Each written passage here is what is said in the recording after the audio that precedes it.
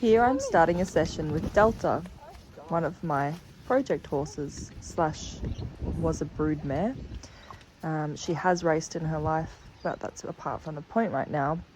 I wanted to display the behaviours that they showed me and what I was thinking around those behaviours. So here you can see that she was a little bit intimidated by the flag. Now this is also because in the recent past, I have used a flag to scare her away from Monster's food because she becomes pushy, and Monster and her have different feeds. So I sit and wait for them to finish, and I protect each one of them when they do eat with the flag. So she does have a negative association with the flag at this stage. That was a little bit too much for her, and it is windy, so it is blowing out of my control. I try to entice her with some more treats and see if I can get her confidence, but you can see she's reacting to the flag instead of responding. So Penny steps in as if to say, I'm ready and I know what you're wanting, so I'm willing to do this training with you right now. So that gives Delta a little bit of a break. Now I could have changed tools and worked with Delta, but she needed some cool down time in order to process the information that I just gave her. And then I will come back to her later with a different tool, because she has shown me through her behaviour she is not ready for this training session with this tool, the flag. Now, Penny, on the other hand, has shown me that she is absolutely ready to do this. She stood back for a little bit, let me deal with Delta before stepping in when Delta was leaving. So Penny knows exactly what to expect. She also just loves treats and loves working with me. She's probably one of the only horses out of the three of them that gets the least amount of time worked with her. And that's just because she has some body issues that cause her discomfort from time to time. And I prefer not to do proper training on the lead rope and further equipment with her because of these issues. But that's also another great reason for me to work at Liberty, because I can see how she moves, where she holds tension without influence from the lead rope or myself.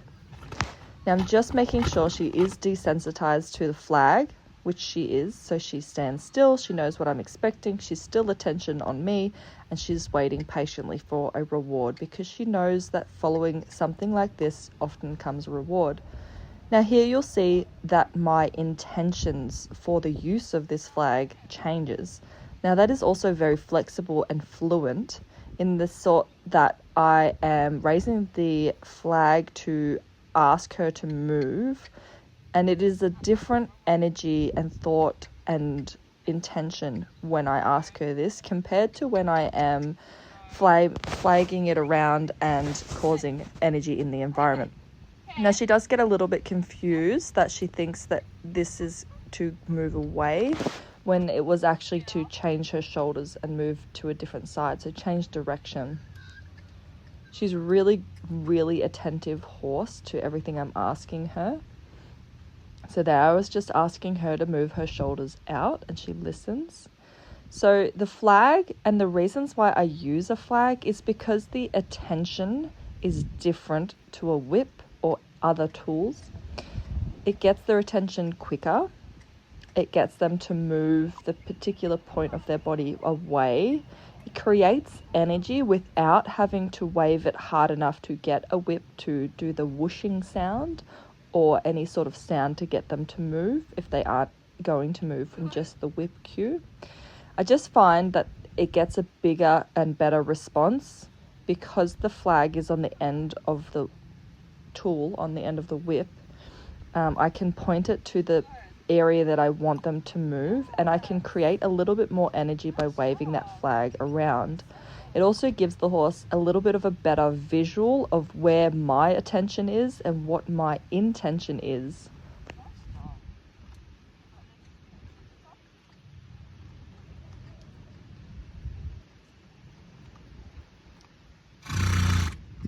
Here you'll see me move the flag around to different body parts to see if I can get an isolated response without the forward movement.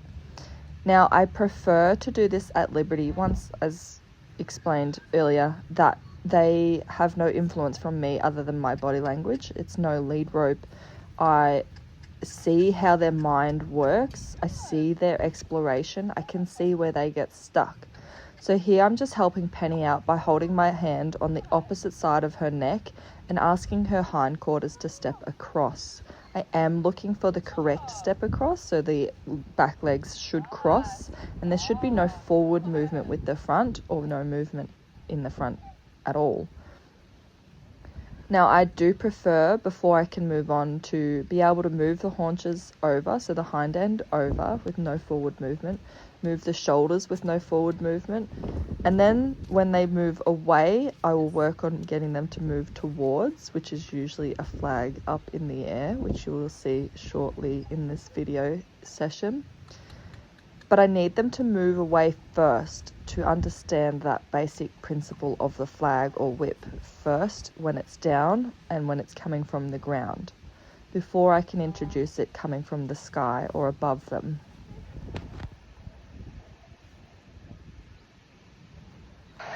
It is also very important just to take moments to hang out with them and not ask anything of them.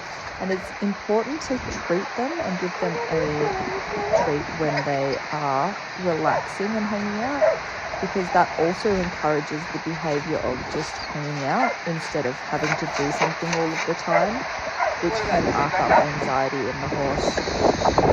Now there, I was just using the flag behind my back to stop that forward movement, and then here I'm just creating energy in the space in front of Penny to get her to move backwards. I try my hardest not to make my cues about the horse personally, but rather about the space between me and them.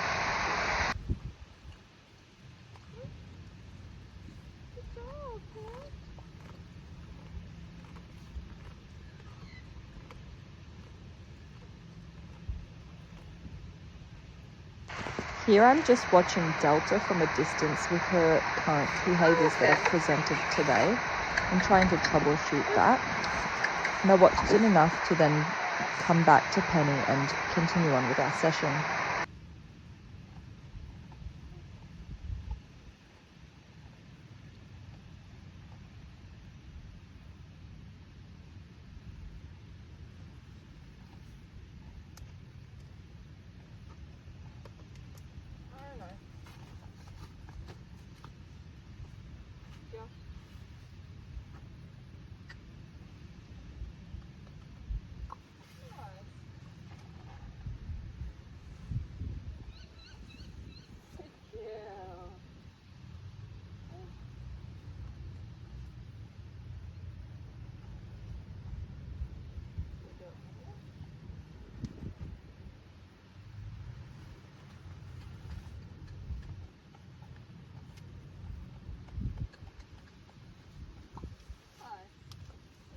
That forward step though.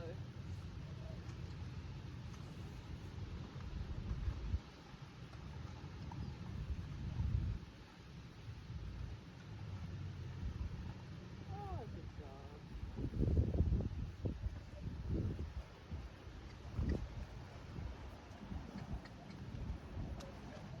Oh, nice.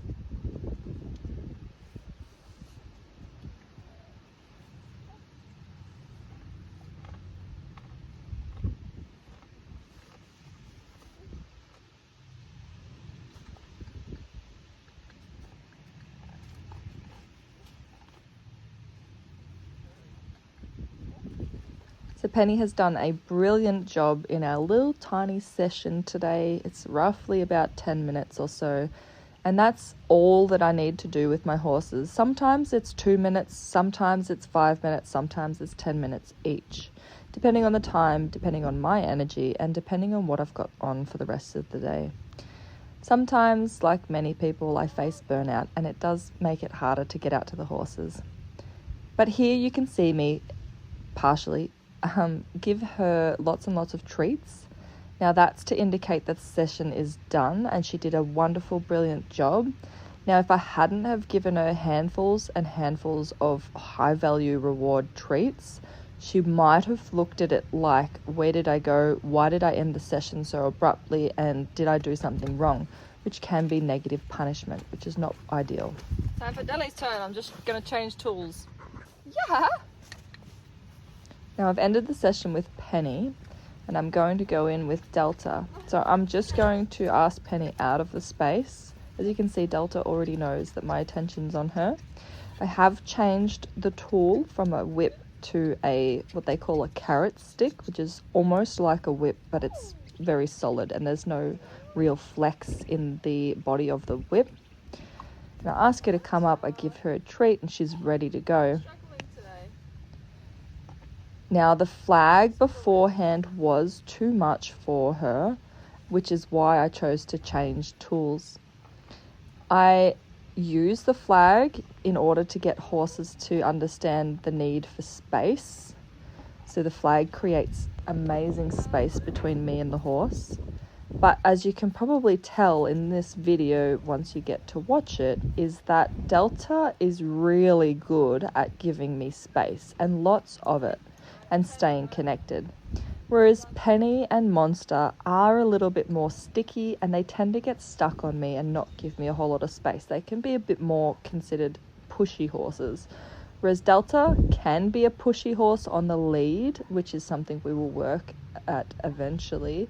But at Liberty, she gives me lots of space. She's also very attentive. Now, Penny's not doing anything naughty. She's just coming up to see if she can get a response from me and continue with her session. And I do turn around in a moment to shoo her away. Now, the way that I shoo her away is strategic and intentional.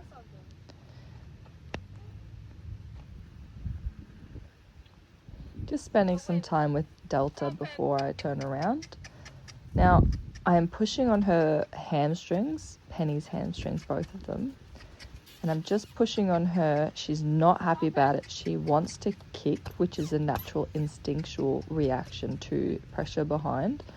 And then I go back with the carrot stick in the same area just so that I'm safe, because I could see she doesn't understand, and putting any more pressure may have caused her to react and potentially kick out. So she doesn't quite understand that when I'm asking her from her hamstrings to go forward. So that's something we can work on again. That will help for if she were to come off the horse float too quick and I could stand behind her and push into her and she would go forwards. But horses that haven't been taught that will not go forwards. They will kick out or they will back up or freeze. Anyways, back to Delta here. This is our little session. You can watch quietly. I will keep the narration to a minimal and you can just watch and observe what hopefully I'm doing and seeing as well. She is a bit stuck in the backup, and I also found out later after this session that she was not quite right, which is hence why she wasn't quite responding to my cues, which is okay. It's just data and information collection.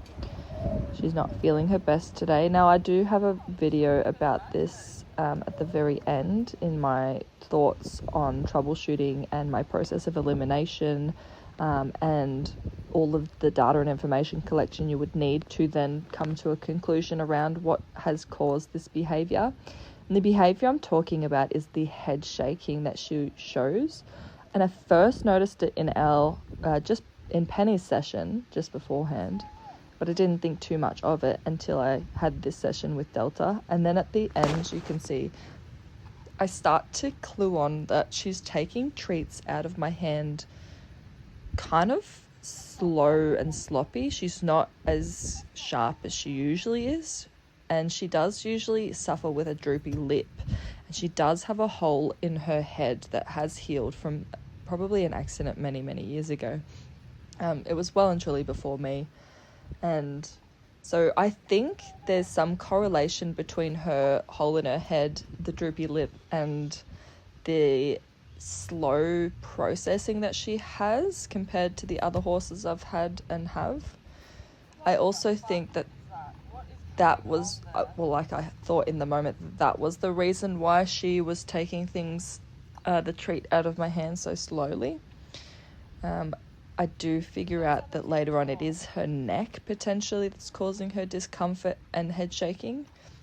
What I was trying to say before is she was taking the treats out of my hand not only a little bit sloppy and slow, but she was also tilting her head really strange, and I just wasn't sure why she was doing that. So at the end of this video, this clip here, you will see that I experiment a little bit with my hand position and see what responses I get from her. Eventually, I don't move my hand when I give her treats, and eventually she does stop tilting her head as badly, but it still doesn't mean that the issue has disappeared. Once again, Delta is a horse that does have body issues, so I choose not to do training on lead ropes and any other tools with her. Unless I absolutely need to, I try to avoid it just because I like to see Liberty. I like to do things at Liberty because the horse shows me what they're capable of, what they like, what they don't like, their thought process, their processing, if they've got any processing issues, if they don't understand something, if it's a learned behaviour or bad behaviour versus pain or discomfort. Because I don't know about you, but with thoroughbreds, I find that they overextend themselves. They're so wanting to please us as owners and trainers and riders that they will ignore their body cues and push through, and eventually sometimes that leads to lameness as well because they just want to do their best for us. But I don't believe that's specific to thoroughbred, but rather specific to just horses. They are such pleasers. So when we do have a halter on and all our tools on them, such as a saddle or bridle or whatever, we have to be extremely careful and listen even more closely than we do at Liberty, because we have so much influence over them with that gear on them that we may mistake behaviours as a reaction to us or a reaction to the gear instead of a reaction to their body. It's really hard to eliminate the potential problems when the horse has issues like that. Okay, so here you'll see that I've started showing you guys the head tilting that she's doing. That's not normal.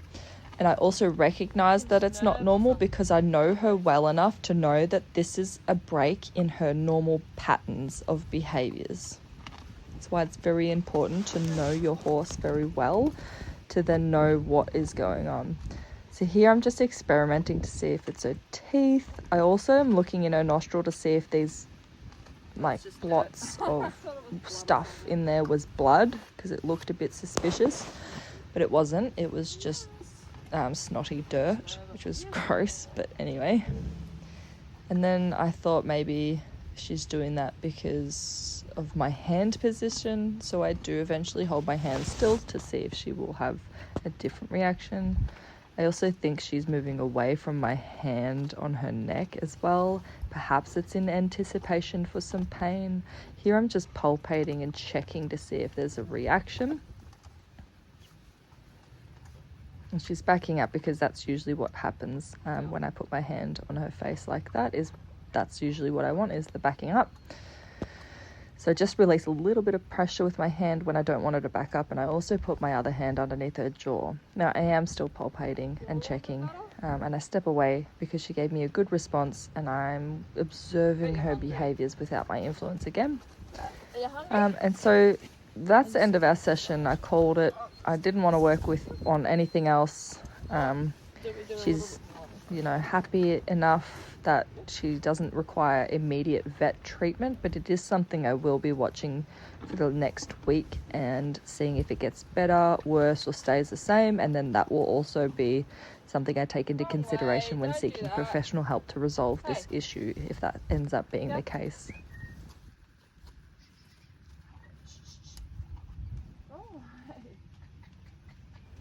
Here she's just having a little bit of a misunderstanding on what I'm asking. Obviously I haven't really asked much of her in this case to just stand still or move over. So I just wanted to change shoulders and move her straight on to the camera, in the sense of like one side of her.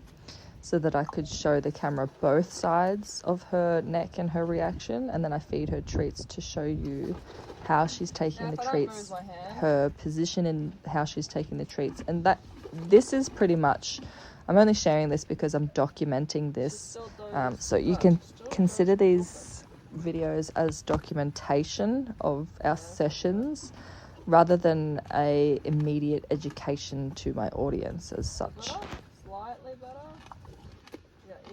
Once again here, I'm just giving her as many high value treat rewards as I can because I'm ending the session, as well as collecting data and information through this documenting video of her behaviours that I've presented today. It's very important to document everything with your horse so that you can look back and see the shortcomings, and anything you can improve on, and anything that you didn't recognise in the moment. Videoing is such a great tool, and I also want to extend that I do offer services for video analysis online where you can send your video, whatever you're doing with your horse, to me for a small fee, and I will analyze that video and then give you the report back on what you can do, what's going on in the video, and just break it down for you if you're having any struggles. Anyway, off I go to feed the horses, and then I just get a little bit more documentation of my horse's behavior so that I can send that to my vet if that requires vet treatment in a few days still. Hungry. Also here you'll see that I'm playing around with Delta. These are not behaviors because she's being naughty or pushy. These are just behaviors that I'm playing with, and she does get a bit close, which is okay, and she's just trotting around and I'm just asking her for some space. This helps to break off that drive to get to the food bucket where they'll push you out of the way. She's still responsive when the food bucket comes out, and they all know that the food bucket will be put down eventually when they listen. So Penny's really great with this as well. Just ask her for a little trot and walk around me, and then give her her bucket. Using Penny as a tea towel, but I also give them bottom smacks because I like to test their boundaries, where they're comfortable, where they're not comfortable. If she went to kick or she became uncomfortable, I would then just take that in as data and information collection once again and tailor my training to those responses so that I can resolve those responses and get the desired behavior from her. Now here I've just moved the camera over a little bit just so that we can see Delta's expression and her behaviors, so that again we have more data and information collection around these just today presenting behaviors so that we can resolve them and hopefully document the progress of healing for that, whatever that looks like, from whatever this is, whatever's causing this behavior. And then also we've got documentation so that when we come back in a few months, we can see that either there's a pattern that's happening or this was a once off. So I'm making sure I document things now.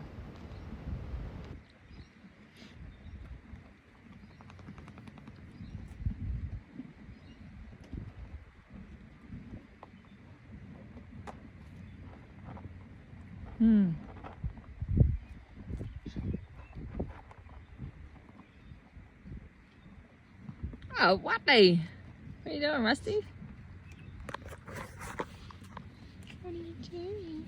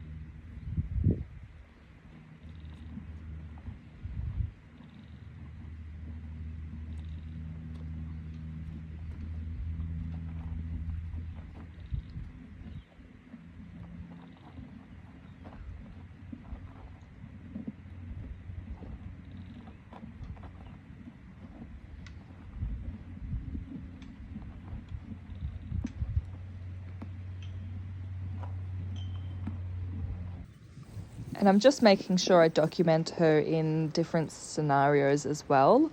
Like, is she head shaking because she is putting her head down, or is it because she's standing with her head up? Is it when she only looks to the left or only looks to the right? Is it when she's eating and only when she's eating? So I'm not really sure why she's doing that. I also know that Monster and Penny do it too, but for Delta it's only come on today, and I haven't seen her do that before today. I have seen her kind of do that when she's a bit stressed out. She'll grind her teeth and kind of do that, but it's never led to this.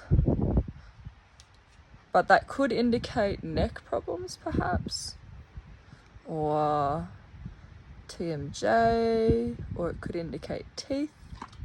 I did a small check on her teeth just before and it didn't seem to get any reaction. What did get a reaction is touching and prodding and palpating her neck. So I did give her some bone therapy treatments to help, which doesn't look like it helped at all. And I might add some Mycosorb A, so some toxin binder, to all 3 horses' feeds, because all 3 of them have this head shaking going on. And I don't know if that's because the seasons are a bit mixed up, like the grass is growing really rapidly at the moment, at least at my paddock, and really green and very sweet, so could be sugar affected, like grass affected. Could be maybe the treats I'm feeding might be too much sugar as well. So there's a couple things that I'm going to do to process of elimination, help her out. If it continues past today, at the severity of today or worse, I will get someone out to check on her, like a vet or someone qualified to do that sort of diagnostic work with her. But for now, I think I'm just going to monitor her today and tomorrow for the next 4 to 5 days. If it gets worse, I'll get someone out, and if it doesn't, I'll just continue treating her with some bone therapy, and I'll go to the shops on Monday, because today is Saturday, and get her some toxin binder, or all 3 of them some toxin binder, because I think that would help. And then we'll go from there, I guess. But all 3 of them are a little bit broken for horses, and you know, I could blame the racing industry, past traumas, yada yada yada, or I could just face the horse that I've got today and help them as best as I can. And sometimes that looks like not doing any training with them, and a lot of the time, alright, just knocking everything down. A lot of the time, it's just a lot of relaxation and massage work. And when they stop head shaking and stop looking or being as bad, then we can start introducing some what would be equivalent to physiotherapy. So stretches, some pole work and groundwork patterns to help with rehabilitation of the body and soundness within the body. The mental and emotional relaxation stuff is so that they're sound in mind and spirit. But yeah, I'm only sharing this because maybe someone out there is suffering the same way. Maybe someone has had this happen to them before and has some tips and tricks and help. Maybe they're a lost cause and they have to be put down. And that's sad, but it's the reality of horses, and sometimes you can't help them when they're in that condition, and sometimes the most humane thing is to put them down. But she's looking like she's not too bad. I think it's just a kink. It could be from the wind as well. That's from Monster right behind here. But yeah.